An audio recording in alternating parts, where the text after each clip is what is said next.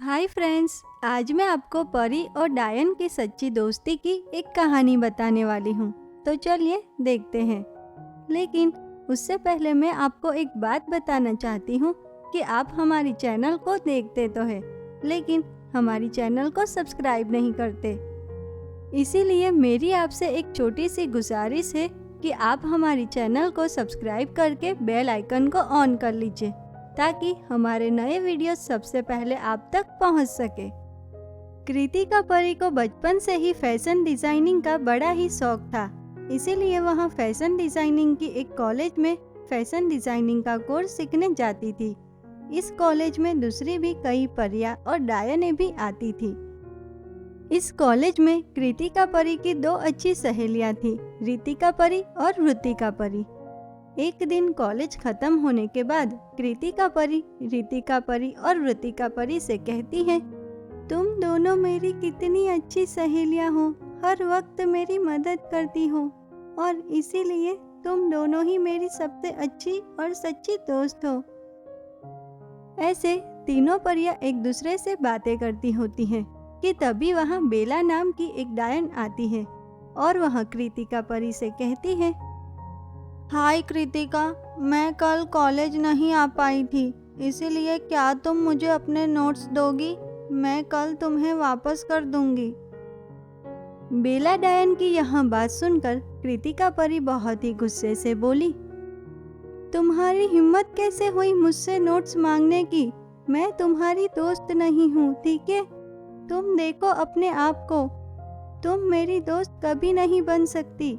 मेरी दोस्त ये है रितिका और ऋतिका, तुम नहीं। इसीलिए आज से कभी भी मुझे अपनी दोस्त बोलने की हिम्मत मत करना, ठीक है? इतना बोलकर कृतिका परी अपनी दोनों सहेलियों के साथ वहां से चली जाती हैं। ऐसे कई बार बेला डायन कृतिका परी से दोस्ती करने की कोशिश करती, लेकिन कृतिका परी कभी भी उससे बात नहीं करती। कुछ दिनों बाद कॉलेज में सभी को पिकनिक पे ले जाने की घोषणा की जाती है और यह सुनकर सभी परियां और डायनें बहुत ही खुश हो जाती हैं। सभी खुशी खुशी पिकनिक पे जाने की तैयारियों में लग जाती हैं। एक दिन कृतिका परी अपने घर में पिकनिक जाने की तैयारी कर रही थी कि तभी वहां बेला डायन आती है। कृतिका परी तो बेला डायन को अपने घर देख बहुत ही गुस्सा हो जाती है और वह बेला डायन से कहती है, तुम्हारी हिम्मत कैसे हुई मेरे घर आने की? तुम्हें कोई फर्क नहीं पड़ता ना, मैं तुम्हें कितना भी बोल लूं उससे। यह सुनकर बेला डायन कहती है, नहीं नहीं कृतिका, मैं तो यहाँ इसीलिए आई थी क्योंकि मेरी माँ ने मुझसे कहा था कि हम जहाँ पिकनिक पे जा रहे हैं वहाँ कोई खतरा भी हो सकता है, इसीलिए हमें अपनी पूरी तैयारी के साथ वहां जाना चाहिए और इसीलिए तुम अपनी जादुई छड़ी लेना मत भूलना, क्योंकि वहां अगर कोई खतरा हुआ तो तुम उस जादुई छड़ी की मदद से अपनी मदद कर पाओगी।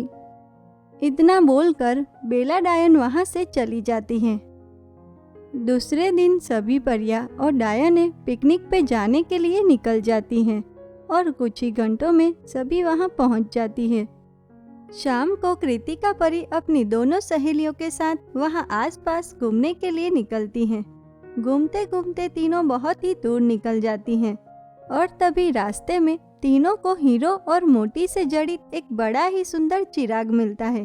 तीनों परियां उस चिराग को देख बहुत ही खुश हो जाती हैं और तभी कृतिका परी उस चिराग को अपने हाथ में लेती है और वहां कहती है, अरे वाह, हीरे और मोती से जड़ित कितना सुंदर चिराग है ये तो।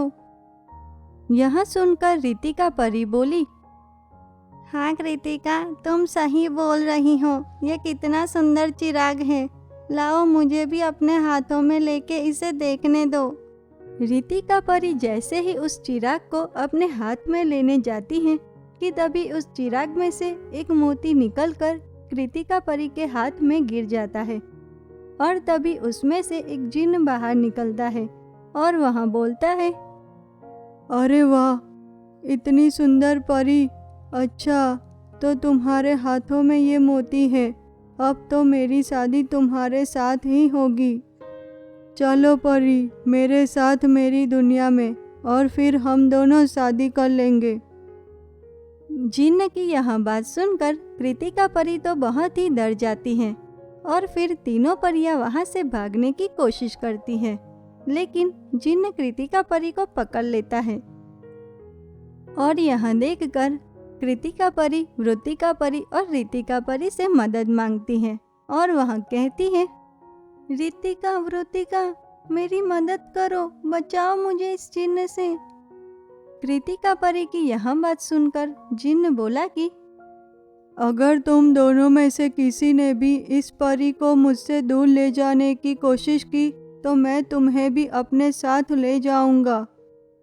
जिन्न की यह बात सुनकर ऋतिका परी और ऋतिका परी तो बहुत ही घबरा जाती हैं और वहां से भाग जाती हैं। यह देखकर कृतिका परी जोर जोर से चिल्लाती हैं, रुको, तुम दोनों कहाँ जा रही हो मुझे छोड़ के, मेरी मदद करो।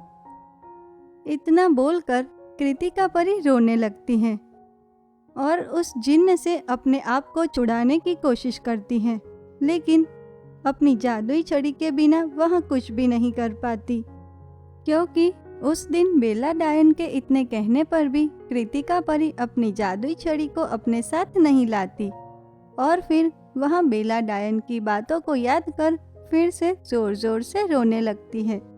और तभी वहाँ बेला डायन आती है। बेला डायन कृतिका परी को जिन्न की कैद में देख उस जिन्न से लड़ाई करती है, लेकिन जिन्न की शक्तियों के आगे उसकी शक्तियाँ भी काम नहीं करती।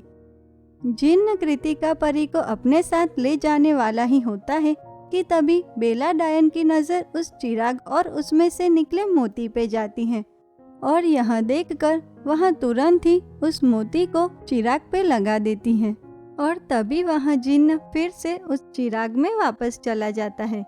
लेकिन चिराग में मोती लगाते समय बेला डायन का हाथ जल जाता है, क्योंकि उस मोती में इतनी शक्ति थी कि अगर कोई भी उस मोती को वापस उस चिराग में लगाने की कोशिश करेगा तो उसका हाथ जल जाएगा।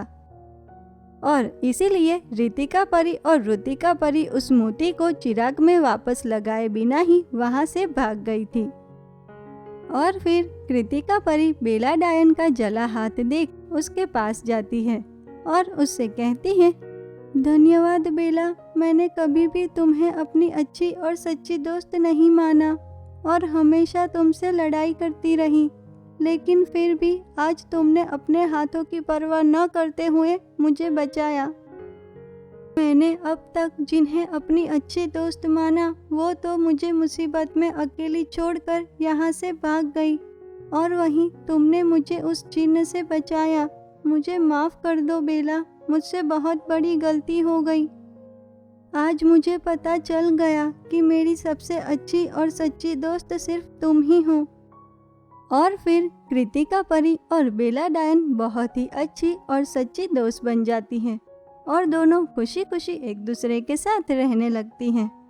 तो देखा अपने दोस्तों कि किस तरह बेला डायन ने अपनी हाथों की परवाह न करते हुए कृतिका परी को बचाया और अपनी सच्ची दोस्ती निभाई। तो दोस्तों, इस कहानी से हमें यह सीख मिलती है कि सच्ची दोस्ती वो नहीं जो सिर्फ हमारे साथ रहे और हमें अपना दोस्त बोले। सच्ची दोस्ती तो वो है जो मुसीबत के समय हमारे साथ खड़ी रहे और हमारी मदद करे। और हाँ दोस्तों, ऐसी सच्ची दोस्ती बड़ी ही मुश्किल से मिलती है, इसीलिए हमें कभी भी ऐसी सच्ची दोस्ती को खोना नहीं चाहिए। तो कैसी लगी आपको हमारी ये कहानी? अगर पसंद आई हो तो प्लीज़ लाइक कीजिए, शेयर कीजिए और हाँ, सब्सक्राइब करना मत भूलिए। तो चलिए मिलते हैं ऐसी ही एक और नई अनोखी कहानी के साथ। तब तक के लिए धन्यवाद।